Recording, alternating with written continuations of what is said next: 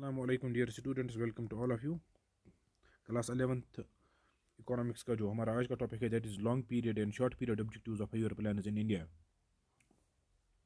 जो इंडिया में planning process या इकोनॉमिक प्लानिंग प्रोसेस जो स्टार्ट हुई थी 1950s में, उसके मेजर ऑब्जेक्टिव्स या मेजर गोल्स क्या थे उन प्लानर्स के, वो हम आज पढ़ने जा रहे हैं। उन गोल्स को हम दो कैटेगरीज में या उन ऑब्जेक्टिव्स को हम दो कैटेगरीज में डिवाइड करते हैं। एक तो लॉन्ग पीरियड गोल्स या लॉन्ग पीरियड ऑब्जेक्टिव्स होते हैं, दूसरे होते हैं शॉर्ट पीरियड ऑब्जेक्टिव्स। जो प्लानिंग इंडिया में है that was launched as a 5 yearly exercise, यानी हर प्लान जो होता था 5 ईयरली प्लान होता था। सो प्लानिंग जो है इसमें इसको फिर इंडिया में पॉपुलरली ये रेफर किया जाता था as 5 year plan. First 5 year plan जो था it was launched on first of April 1951 and it ended on 31st March 1956। तो तब से आज तक हम देखते हैं कि 13 प्लान्स जो हैं वो कंप्लीट हो चुके हैं।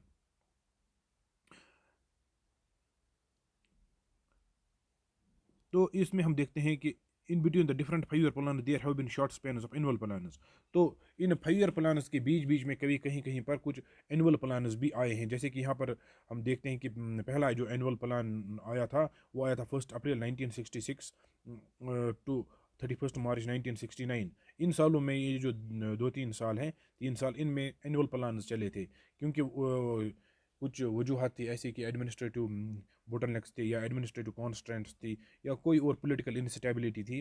तो उनकी वजह से ये यहाँ कंट्री में फिर ये जो प्लानिंग कमीशन ने एनुअल प्लान्स लॉन्च किए, जिनको रोलिंग प्लान्स भी कहा जाता है। There was one annual plan during April 1 1979 to March 31 1980। इस वक्त भी एक प्लान आ गया था एनुअल प्लान। तो फिर इसी तरह से दो एनुअल प्लान आए थे 1 अप्रैल 1990 टू 31 मार्च 1992। तो इन 2 सालों में भी दो एनुअल प्लान ये एनुअल प्लान ही चले थे। तो एनुअल प्लान्स कोई ये जो ऑल्टरनेटिव नहीं था 5 ईयर प्लान्स के बरक, यानी 5 ईयर प्लान्स और ये कोई ऑल्टरनेटिव नहीं था 5 ईयर प्लान्स के लिए, मगर ये जस्ट एक स्टॉप गैप अरेंजमेंट था। जब यहाँ पर जो हमारा एडमिनिस्ट्रेशन था या पॉलिटिकल एडमिनिस्ट्रेशन या जो इसके रिलेटेड प्लानिंग कमीशन जो था, they were facing some administrative constraints या कुछ फाइनेंशियल कॉन्स्ट्रेंट्स थे, जिनकी वजह से हम देखते हैं कि 5 ईयर प्लान्स लॉन्च नहीं हो सके इन सालों में। तो फिर उस वक्त एनुअल प्लान्स ही लॉन्च किए गए, एनुअल प्लान्स ही बनाए गए। 5 year plan in India have been pursued with a well defined set of objectives. तो 5 ईयर प्लान जो इंडिया में परस्यू किए गए या पॉलिसी जो अडॉप्ट की गई 5 ईयर प्लान की, तो it had definite set of goals and objectives. उसके बिल्कुल एक सेट ऑफ गोल्स था या definite set of goals, well defined set of goals and objectives उन प्लान्स के था। ये हैप्पैज़र्ड नहीं था कि कोई गोल नहीं है या कोई ऑब्जेक्टिव नहीं है, बल्कि ऑब्जेक्टिव्स जो थे वेल डिफाइंड ऑब्जेक्टिव्स इसके थे। तो इन ऑब्जेक्टिव्स को हम क्लासिफाई करते हैं ब्रॉडली। इनको क्लासिफाई किया जाता है दो कैटेगरीज में, long period objectives and short period objectives. Long period objectives जो है these are common to all 5 year plans.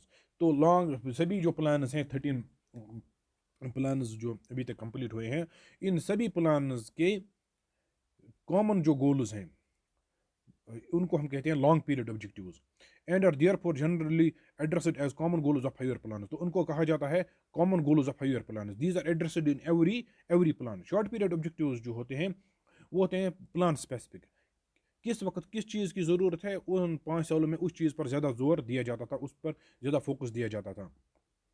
Depending on the ground realities each plan would be designed as a distinct plan with distinct set of objectives.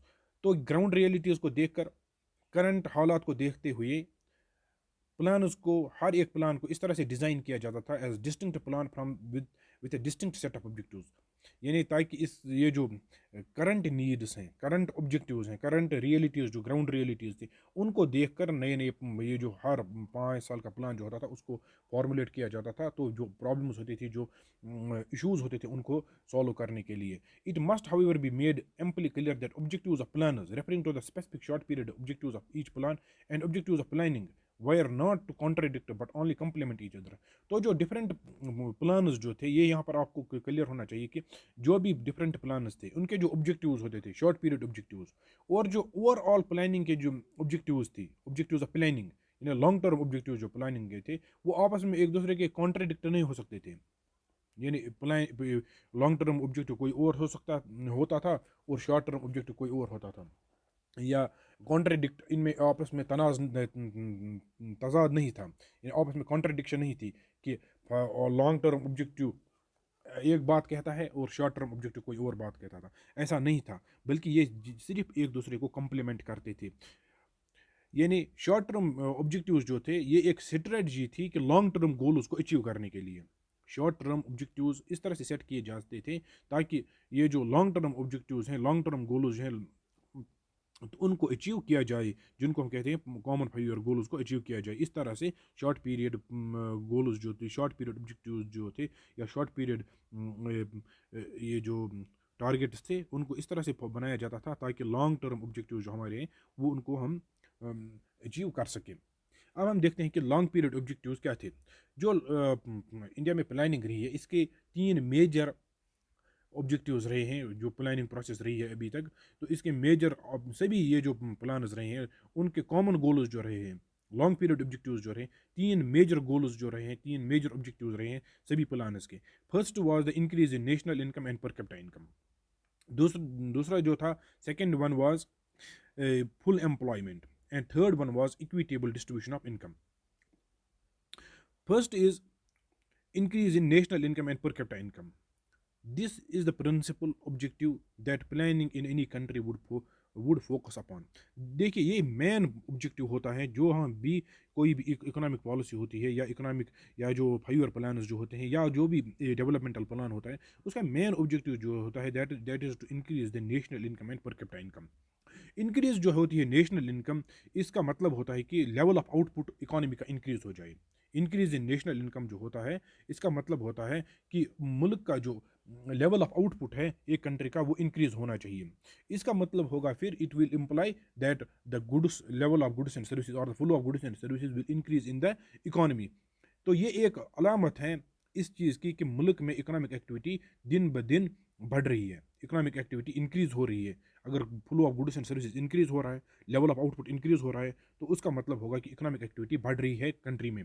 This is what economic growth implies. तो ये it will imply economic growth because the level of output is increasing day by day or year upon year, or the overall level of economic activity is increasing, it will imply economic growth. Of course, when we talk of increasing the flow of goods and services, it has to be consistent over a long period of time. तो जब हम economic growth, हम ये नहीं कह सकते कि अगर 1 साल या 1 महीने में इंक्रीज हुई गुड्स की प्रोडक्शन में तो हम कहेंगे ये इकोनॉमिक ग्रोथ है। ये 1 साल में इंक्रीज हो गया तो दूसरे सालों में फिर डिक्रीज हो गया, इसको इकोनॉमिक ग्रोथ नहीं कह सकते हम। Economic growth is a concept when there is a persistent or a consistent increase in the flow of goods and services over a long period of time। जब ये जो फ्लो होता है गुड्स एंड सर्विसेज का, वो over a period of long time बढ़ जाता है, कंटिन्यूसली बढ़ जाता है, कंसिस्टेंटली उसमें इंक्रीज होता रहता है, तो इसको हम कहते हैं कि इकोनॉमिक ग्रोथ हो रही है, इकोनॉमिक डेवलपमेंट, इकोनॉमिक ग्रोथ ये अचीव हो रही है, इकोनॉमिक ग्रोथ जो है वो हासिल हो रही है। Only then any increase in the level of output would qualify to be termed as economic growth. तो जब बहुत टाइम तक, एक लॉन्ग पीरियड तक flow of goods and services वो कंसिस्टेंटली इंक्रीज होता जाएगा, तो तब ही हम कह सकते हैं कि जो जो लेवल ऑफ आउटपुट, ये जो increase in level of output है, उसको हम कह सकते हैं कि ये इकोनॉमिक ग्रोथ है। इकोनॉमिक ग्रोथ जो है it implies a consistent. Economic growth का मतलब होगा कि कंटिन्यूसली इंक्रीज होना चाहिए नेशनल इनकम में, और या कंटिन्यूसली इंक्रीज होना चाहिए लेवल ऑफ आउटपुट में, या कंसिस्टेंट इंक्रीज होना चाहिए flow of goods and services में एक economy over a long period of time. उसी को हम इकोनॉमिक ग्रोथ कह सकते हैं। अगर ये शॉर्ट पीरियड ऑफ टाइम के लिए है, कुछ 6 महीने के लिए, कुछ 1 साल के लिए, फिर से ये जो लेवल ऑफ आउटपुट या flow of goods and services वो डिक्रीज हो जाता है, तो हम इसको शॉर्ट पीरियड गेन को या शॉर्ट पीरियड इंक्रीज को इकोनॉमिक ग्रोथ नहीं कह सकते हैं। इकोनॉमिक ग्रोथ हम उसी वक्त इसको कह सकते हैं जब ये जो flow of goods and services या level of output continuously over a long period of time increase होता चला जाएगा। Economic growth in terms of increase in the level of output becomes illusionary if population of a country tends to grow at a pace close to the growth rate of output। देखिए, अगर economic growth अब होती भी है एक country में, या output level of output increase हो रहा है, प्रोडक्शन लेवल इंक्रीज हो रही है, मगर अगर उसके साथ साथ पॉपुलेशन भी कंट्री की ज़्यादा बढ़ रही है, तो ये जो इकोनॉमिक ग्रोथ है या increase in level of output है, इट विल बिकम इल्यूजनरी और इनइफेक्टिव, इसका कोई फ़ायदा नहीं होगा, इससे इकोनॉमिक ग्रोथ नहीं बढ़ेगी मुल्क में। क्योंकि अगर आप देखिए, अगर हमारे पास सपोज फॉर एग्जांपल पिछले साल एक मुल्क ने प्रोड्यूस किए थे goods worth 1 lakh, suppose for example 1 lakh rupees, और ये जो उसकी पर कैपिटा इनकम जो थी या उसकी पॉपुलेशन जो थी, इट वाज 1000 पीपल। एक मुल्क की जो टोटल उन्होंने गुड्स एंड सर्विसेज प्रोड्यूस किए हैं वो था 1 लाख रुपीज़, और पॉपुलेशन थी 1000। जब हम 1 लाख को डिवाइड करेंगे 1000 से तो कितना आएगा,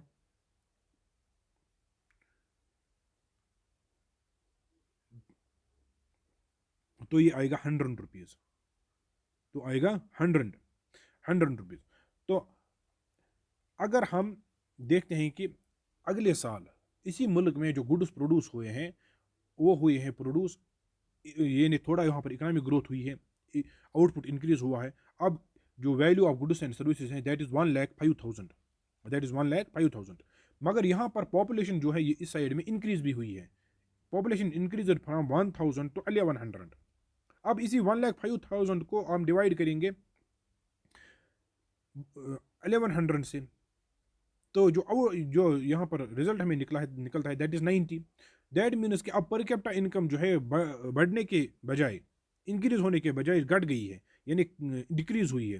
पिछले साल पर कैपिटा इनकम थी 100, अब इस साल जब पॉपुलेशन भी बढ़ गई है, इकोनॉमिक ग्रोथ भी बढ़ गई है, यानी आउटपुट भी बढ़ा है, मगर यहाँ से पॉपुलेशन भी बढ़ गई है, तो आउटपुट जो है या जो पर कैपिटा इनकम है, सॉरी पर कैपिटा इनकम जो है that has declined from 100 to 90।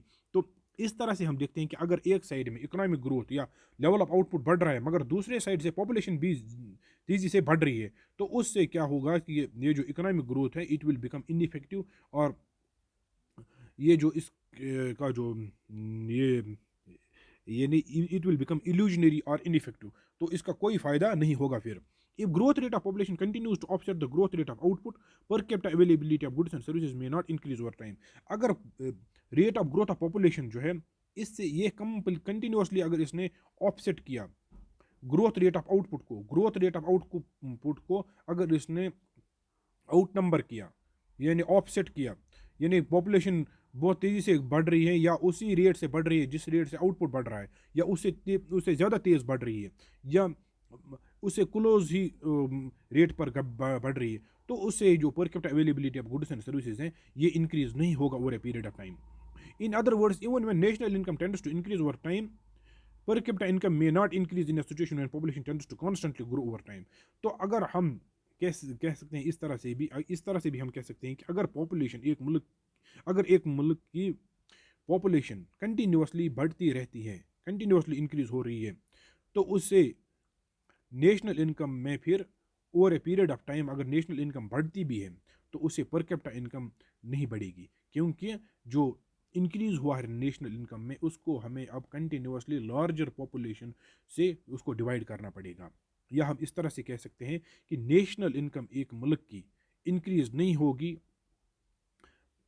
अगर नेशनल इनकम एक मुल्क की इंक्रीज भी होती है ओवर ए टाइम, इसकी पर कैपिटा इनकम इंक्रीज नहीं होगी अगर पॉपुलेशन कंटिन्यूसली ग्रो हो रही है। अगर एक कंट्री की नेशनल इनकम इंक्रीज भी हो रही है over a period of time, यानी ओवर द ईयर्स अगर इसकी नेशनल इनकम इंक्रीज भी हो रही है, मगर पर कैपिटा इनकम इंक्रीज नहीं होगी अगर पॉपुलेशन भी कंटिन्यूसली फास्ट रेट्स पे ग्रो हो रही है। इंक्रीज इन नेशनल इनकम में बिकम इनइफेक्टिव, इंक्रीज जो होगा नेशनल इनकम में वो इनइफेक्टिव बन सकता है, यूजलेस बन सकता है, और पर कैपिटा इनकम जो है ये इंक्रीज नहीं हो सकता है, ये इंक्रीज नहीं होगा अगर पॉपुलेशन साइज कंटिन्यूसली इंक्रीज हो रहा है, तो इससे जो इंक्रीज इन नेशनल इनकम है वो न्यूट्रलाइज हो जाएगा, उसका कोई फायदा नहीं रहेगा। Accordingly, the long period objective of 5-year plan is to ensure that increase in national income is reflected as increase in per capita income। तो इसी तरह से एक ऑब्जेक्टिव जो था 5-year प्लान का, सभी 5-year प्लान का ये जो लॉन्ग टर्म ऑब्जेक्टिव वो था ये कि नेशनल इनकम जो है it should increase in national income should be reflected as increase in per capita income, यानी इन नेशनल इनकम में जो इंक्रीज है हो रहा है it should be reflected, it should B translated in increase in per capita income, ये पर capita income में भी इससे इंक्रीज होना चाहिए, यानी पॉपुलेशन ग्रोथ जो है it should slow down, it should be slow down so that the increase in national income is reflected in the increase in per capita income. Increase in national income must be so that it is not neutralized by the simultaneous increase in population size of the country. तो national income में ऐसी increase होना चाहिए कि इसको population increase से ये neutralise नहीं होना चाहिए. इन other words per capita availability of goods and services must constantly increase over a long period of time. तो इससे दूसरे लफ्जों में हम कह सकते हैं कि पर capita availability of goods and services जो है it should continuously increase over a long period of time. That means पर कैपिटा इनकम जो है it should increase. Full employment दूसरा जो ऑब्जेक्टिव था 5 ईयर प्लान का common objective that was full employment. It is another long period objective of higher plans in India. Full employment refers to a situation. Full employment का ये मतलब नहीं होता है कि जो भी मुल्क में है उसको रोजगार मिलेगा, बल्कि जो भी वर्किंग एज के लोग होते हैं, यानी full employment situation refers full employment जो है it refers to situation when all the people in the working age group, यानी जो भी वर्किंग एज ग्रुप में होते हैं, referring to those who are able to work and willing to work at the market wage rate. वो सभी लोग जो विलिंग टू वर्क होते हैं, एबल टू वर्क होते हैं, जो काम करने के लायक होते हैं और काम करना चाहते हैं मार्केट वेज पर, यानी जो मार्केट में वेजेस चल रही हैं उस रेट पर अगर वो काम करना चाहते हैं, तो अगर उनको काम मिल रहा है, उनको गेनफुली हम किसी एम्प्लॉयमेंट में लगा सकते हैं, तो इसको हम कहेंगे कि ये फुल एम्प्लॉयमेंट है. In other word those who are able to work and are willing to work must get work. तो इसका दूसरा मायने होता है कि जो भी काम करने के लायक हैं और काम करना चाहते हैं, तो जब उन सबको रोजगार मिलेगा तो उसको हम कहेंगे it is a situation of full employment. अगर कोई काम करना ही नहीं चाहता है, घर बैठना चाहता है, तो उसको हम नहीं कह सकते कि ये, उसको हम कहते हैं इनवॉलंटरी अनएम्प्लॉयमेंट. ये सॉरी उसको हम कहते हैं वॉलंटरी अनएम्प्लॉयमेंट. वॉलंटरीली वो बैठा है घर में, तो इनवॉलंटरी नहीं होना चाहिए कि बंदा काम करना चाहता है, एक आदमी काम करना चाहता है मगर उसको काम नहीं मिल रहा है मार्केट वेज पर, तो उसको उस वक्त हम कह सकते हैं कि ये इनवॉलंटरी अनएम्प्लॉयमेंट है या अनएम्प्लॉयमेंट है. In other words, those who are willing to work, able to work and willing to work must get employment. This is an extremely important social objective of planning. तो ये जो planning का ये बहुत ही इंपॉर्टेंट ऑब्जेक्टिव है, social objective, कि हर एक को रोजगार मिलना चाहिए. It implies that the process of economic growth in the country is not hijacked by only handful of richer sections of the society. तो इसका मतलब ये होगा कि इकोनॉमिक ग्रोथ जो मुल्क में हो रही है उसको सिर्फ कुछ रिचर सेक्शंस कंट्रोल नहीं कर रहे हैं या वही उसका फ़ायदा नहीं उठा रहे हैं. अगर हर एक को अपना रोज़गार मिल रहा है, अपना काम मिल रहा है, उसका मतलब ये होगा कि इकोनॉमिक ग्रोथ का फ़ायदा सब लोग, यानी अक्सरियत लोग उसका उठा रहे हैं इकोनॉमिक ग्रोथ का फ़ायदा. उसका मतलब ये होगा कि जो रिचर, ये जो पुअर सेक्शंस या जो वर्किंग क्लास है, उनको भी इकोनॉमिक ग्रोथ का फ़ायदा हो रहा है. इसके बरक्स अगर लोगों को रोज़गार ही नहीं मिल रहा है, वहाँ से इकोनॉमिक ग्रोथ भी हो रही है मगर लोग बहुत तादाद में बेरोज़गार है, उसका मतलब होगा कि कुछ ही लोग जो रिचर सेक्शन है सोसाइटी के, वो उसका फ़ायदा उठा रहे हैं. In a state there must be high rate of participation by the masses in the process of economic growth. तो यहाँ पर हम देख सकते हैं कि इकोनॉमिक ग्रोथ जो होगी उसमें बहुत सारे, यानी higher rate of participation by the masses, यानी आम लोगों की उसमें शमूलियत होनी चाहिए, पार्टिसिपेशन होनी चाहिए, यानी हर एक उससे फ़ायदा उठाना चाहिए. Suppose for example two countries जो है, अगर हम किसी भी दो कंट्रीज की एग्जांपल लेंगे, में अचीव दो कंट्रीज हो सकती है कि उनको same rate of economic growth achieve हो जाए, मगर एक कंट्री में पर कैपिटा इनकम हाई होगी, दूसरे में in terms of increase in per capita income over time, but in one country many may be unemployed while in another unemployment may be negligible. Suppose for example दो countries में same economic growth हो रही है in terms of पर capita income over time, मगर एक country में unemployment बहुत कम होगा, दूसरे में बहुत ज़्यादा होगा.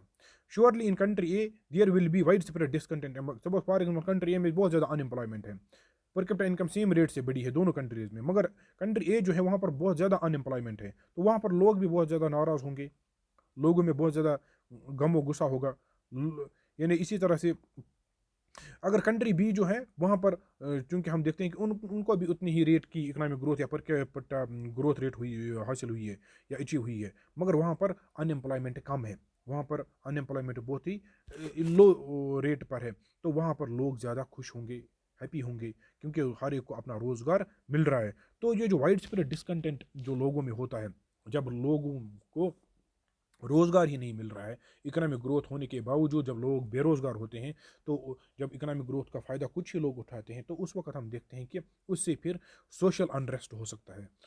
लोगों की तरफ से ये हम कह सकते हैं कि डेस्परेशन लोगों में आ जाती है, लोग या कह सकते हैं हम वायलेंट हो जाते हैं, तो उसे फिर वायलेंट एक्ट्स भी लोग करते हैं, यानी सोशल इवल्स में इन्वॉल्व हो जाते हैं। और इसमें हम देखते हैं कि सोशल अनरेस्ट होता है, सोशल इवल्स हो जाते हैं इसमें। इन चीज़ों से फिर बहुत सारे सोशल इवल्स यानी जन्म लेते हैं जब लोग बेरोज़गार होते हैं, क्योंकि उनके पास फिर करने को कुछ नहीं होता है, तो उससे फिर सोशल अनरेस्ट यानी इसी तरह से लॉ एंड ऑर्डर की प्रॉब्लम हो जाती है इसमें। जब लोगों के पास कुछ करने को नहीं होता है तो फिर वो इन्हीं कामों में, सोशल इवल्स में, सोशल इंटरेस्ट में लग जाते हैं। Thus full employment as a common goal of five year plan is as important as economic growth itself. तो हम देखते हैं कि फुल एम्प्लॉयमेंट जो इकोनॉमिक ग्रोथ में है वो इतना ही इंपॉर्टेंट है जितना कि इकोनॉमिक ग्रोथ है इंपॉर्टेंट। इकोनॉमिक ग्रोथ का मकसद ही ये है कि लोगों को रोज़गार मिलना चाहिए। अब अगर इकोनॉमिक ग्रोथ होती है मगर लोगों को रोज़गार नहीं मिल रहा है, तो उस इकोनॉमिक ग्रोथ से लोगों को कुछ फ़ायदा फिर नहीं होगा, या अगर फ़ायदा होगा भी वो कुछ ही लोगों को होगा, एक रिचर सेक्शंस को होगा। Economic growth along with unemployment of high degree can certainly B can not be can certainly not be sustain over a long period of time. अगर इकोनॉमिक ग्रोथ होती है मगर उसके साथ साथ अनएम्प्लॉयमेंट भी बहुत हाई है, तो उस इकोनॉमिक ग्रोथ को ज़्यादा देर तक सस्टेन नहीं किया जा सकता है, वो कुछ ही साल तक चलेगी, फिर ultimately it will grind to a halt, तो ये फिर स्टॉप हो जाएगी इस तरह की growth. We must be able to sustain our pace of economic growth, and for this it is essential that a process of economic growth is integrated with high degree of employment. तो economic growth, pace of economic growth को sustain करने के लिए ये ज़रूरी है कि it should be integrated with high level of, high degree of employment की। एम्प्लॉयमेंट भी हाई डिग्री का होना चाहिए, लोगों को रोज़गार मिलना चाहिए इस इकोनॉमिक ग्रोथ से। इक्विटेबल डिस्ट्रीब्यूशन, इकोनॉमिक ग्रोथ में हम एक और जो ये जो ऑब्जेक्टिव देखते हैं 5 ईयर प्लान में, जो कॉमन गोल था that was equitable distribution. Economic growth would become a meaningless exercise if the benefits of it accrue to only a handful of people in the society. Economic growth का कुछ माना ही नहीं रहेगा या कोई फ़ायदा नहीं रहेगा अगर इसके बेनिफिट्स सिर्फ कुछ ही लोग उठा रहे हैं, कुछ ही लोगों के हाथों में इसके जो फ्रूट्स जो है या चले जाते हैं, या कुछ ही लोग इस चीज़ का फ़ायदा उठा रहे हैं। Growth serves virtually no purpose in a society where rich tend to become richer and the poor spread across large poverty spreads across large sections of the society, so that the distribution of income becomes inequitable. तो उस society में economic growth का कोई फ़ायदा नहीं होगा जहाँ पर रिचर बन रहे हैं और पुअर जो है बिकमिंग पुअरर, और पुअरिटी बहुत एक लार्ज सेक्शंस में, सोसाइटी के लार्ज सेक्शन में पुअरिटी फैली हुई है, तो उससे फिर इनकम जो है it becomes inequitable over a period of time. यहाँ पर ये थोड़ा मिस स्पेलिंग हुई है, यहाँ पर प्रिंट ये जो मिस प्रिंट हुई है असल में ये so that the distribution of income becomes inequitable. Equitable distribution of income implies social equality, and this is one of the principal objectives or goals of planning in India. Equitable distribution का income का मतलब होगा कि यहाँ पर social equality होगी, और ये इकोनॉमिक प्लानिंग का एक बहुत बड़ा ऑब्जेक्टिव था, एक मेन ऑब्जेक्टिव था इंडिया में, और इस वक्त भी है ये। मगर फिर हम देखते हैं कि इसके रिलेटेड जो पॉलिसीज़ होती हैं उनको सही तरीके से इम्प्लीमेंट नहीं किया जाता है या सही कंसीव नहीं की जाती है, तो फिर हम देखते हैं कि इससे इनइक्वालिटी बहुत ही ज़्यादा बढ़ गई है। Here the students must appreciate the distinction between, यहाँ पर हमको एक और चीज़ वाजह करनी है, वो ये कि जो फ़र्क है इक्वल और इन इक्विटेबल डिस्ट्रीब्यूशन में, इक्वल डिस्ट्रीब्यूशन और इक्विटेबल डिस्ट्रीब्यूशन में।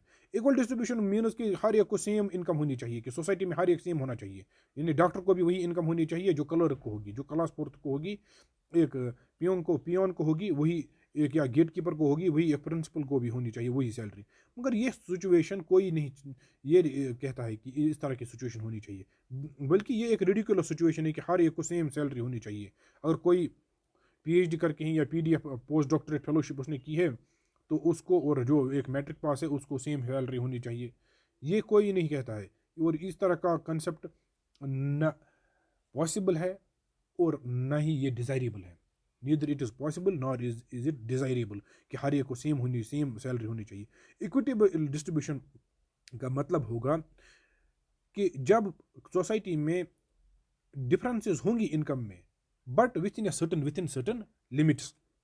इक्विटेबल डिस्ट्रीब्यूशन जो है उसका मतलब ये होगा कि सोसाइटी में इनकम में डिफरेंसेस होंगी, डॉक्टर की सैलरी ज़्यादा होगी एज कम्पेयर टू एक क्लर्क, और as compare to medical assistant, और एज कम्पेयर टू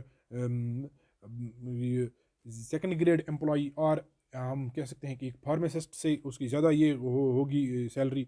और इसी तरह से हम देखते हैं कि डॉक्टर की या एक प्रोफेसर की सैलरी एक क्लर्क से या एक क्लास फोर्थ एम्प्लॉई से, एक स्वीपर से, या उससे ज़्यादा होगी, एक टीचर से उसकी ज़्यादा सैलरी होगी एक प्रोफेसर की, और टीचर की सैलरी ज़्यादा होगी एक क्लास फोर्थ एम्प्लॉई से।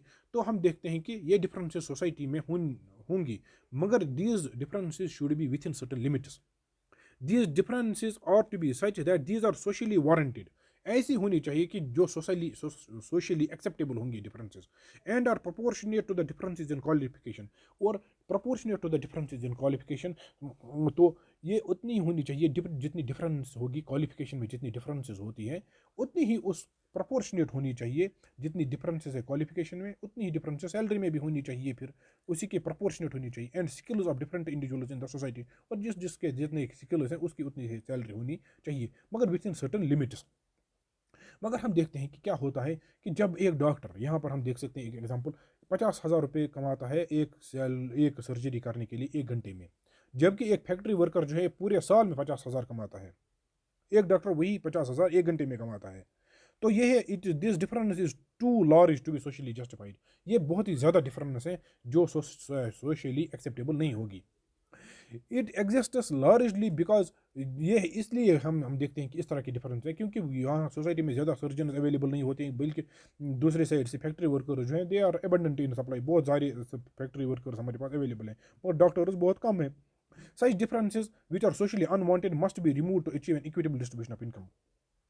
तो डिफरेंसेस ऐसी होनी चाहिए कि जो सोशली एक्सेप्टेबल हो उनकी, जो सोशली अनवांटेड ये जो डिफरेंसेस हैं ये शुड बी रिमूव्ड, तो ताकि इक्विटेबल डिस्ट्रीब्यूशन ऑफ इनकम हो सके। Equality in terms of equitable distribution of income implies social justice and economic growth must be combined with social justice. Equality जो का मतलब होता है in terms of equitable distribution of income, it mean social justice, कि हर एक जो है he should be able to live his dignified life. अगर एक क्लास फोर्थ एम्प्लॉय भी है, एक स्वीपर भी है, उसकी उतनी सैलरी होनी चाहिए so that he lives a dignified life and gives a good education to his children.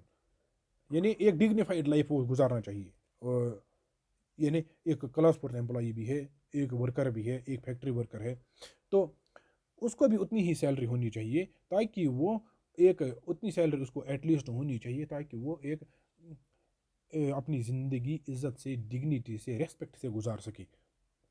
जो उसकी बेसिक नीड्स हैं लाइफ की वो उनको फुलफिल कर सके। Only when the economic growth, तो इसी तरह से हम देखते हैं कि इकोनॉमिक ग्रोथ जो है it should be combined with social justice. Social justice mean कि equitable distribution of income should be there. Only when economic growth is combined with social justice that growth is converted into development. तो economic growth को जब हम social justice के साथ मिलाते हैं, जब इकोनॉमिक ग्रोथ में सोशल जस्टिस भी शामिल होगा, एम्प्लॉयमेंट होगा, तो उसी वक्त हम इकोनॉमिक ग्रोथ को कन्वर्ट कर सकते हैं डेवलपमेंट में, तभी इकोनॉमिक डेवलपमेंट हासिल हो जाएगी।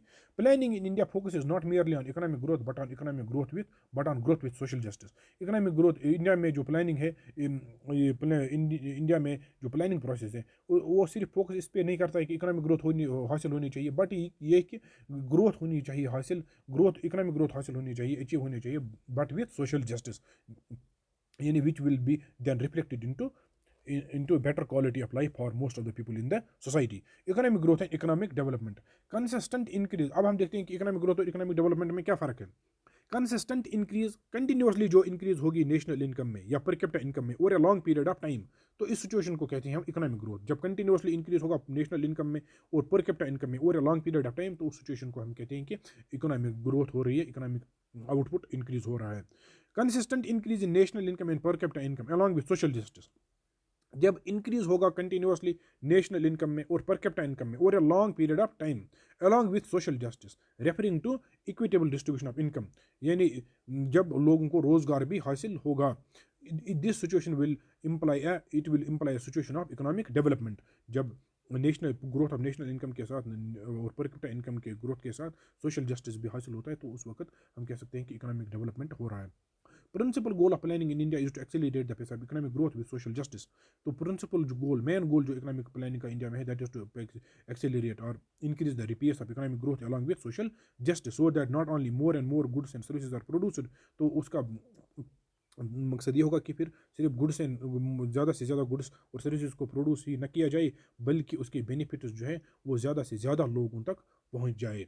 तो ये था हमारा आज का टॉपिक। अगले टॉपिक में हम पढ़ेंगे कि शॉर्ट टर्म ऑब्जेक्टिव्स क्या थे इकोनॉमिक प्लानिंग के इंडिया में।